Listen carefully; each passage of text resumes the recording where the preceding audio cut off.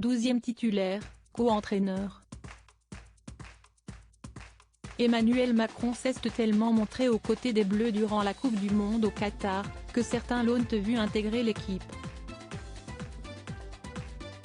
Le président de la République était présent sur place depuis la demi-finale des Bleus face au Maroc et jusqu'à la finale face à l'Argentine dimanche 18 décembre. Une attitude arrivée à son paroxysme après la défaite française, puisqu'Emmanuel Macron est descendu sur la pelouse de Doha à la fin du match pour réconforter Kylian Mbappé. Un geste vivement critiqué par les oppositions politiques. La gênance, a ainsi tranché dans un message publié sur Twitter la députée Sandrine Rousseau. Emmanuel Macron, champion du monde de la gêne, amplifie son camarade écologiste Benjamin Lucas. Du côté du Rassemblement national, le député Sébastien Chenu a lancé sur LC une attitude totalement ridicule.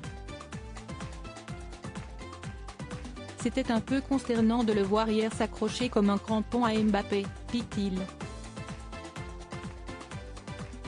Le premier secrétaire du Parti socialiste, Olivier Faure, quant à lui, dénonçait un moment inopportun et malaisant.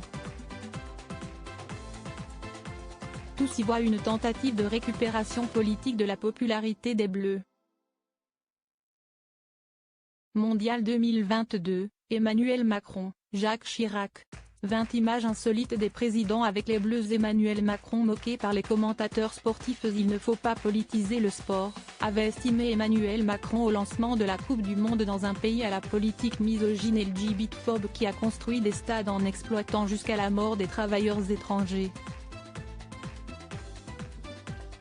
Il ne faut pas politiser le sport, a repris sur Twitter, et non sans ironie, le nouveau chef de la France insoumise Manuel Bompard, moquant lui aussi l'attitude d'Emmanuel Macron avec les Bleus. Et les politiques ne sont pas les seuls à s'agacer de l'attitude du président de la République. Le monde du football partage, au moins en partie, la même analyse.